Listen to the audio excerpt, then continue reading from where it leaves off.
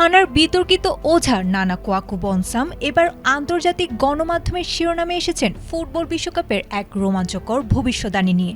The which doctor নামে পরিচিত এই তান্ত্রিকের দাবি, এবারের বিশ্বকাপের শিরোপা উঠতে যাচ্ছে ক্রিশ্চিয়ানো রোনালদোর পর্তুগালের হাতে। মাঠের চূড়ান্ত লড়াই এখনও বাকি থাকলেও আধ্যাত্মিক জগতে নাকি পর্তুগালের জয় ইতোমধ্যেই নিশ্চিত হয়ে গেছে।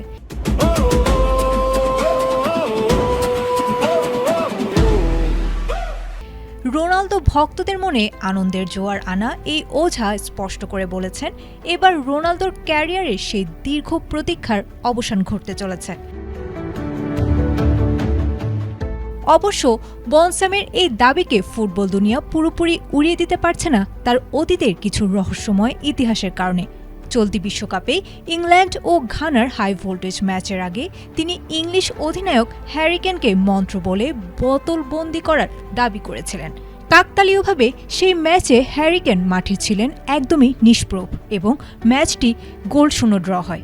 তবে ম্যাচ শেষে সুর নরম করে বনসাম জানিয়েছেন কেনকে তিনি মুক্ত করে দিয়েছেন এবং পরবর্তী পানামা ম্যাচে কেন গোল পাবেন। এর আগে 2014 বিশ্বকাপেও পর্তুগাল তারকা রোনালদোর হাঁটুর ইনজুরি নিয়ে কালো জাদু করার দাবি করে ব্যাপক আলোড়ন তুলেছিলেন ঘানার প্রত্যন্ত কফি অ্যান্ড কফি আশ্রমের এই সাধক।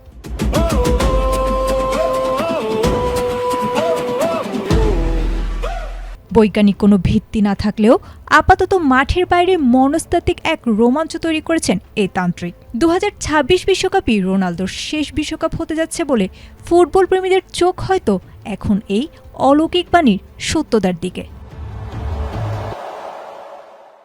আয়েশা আক্তার, এটিএন বাংলা।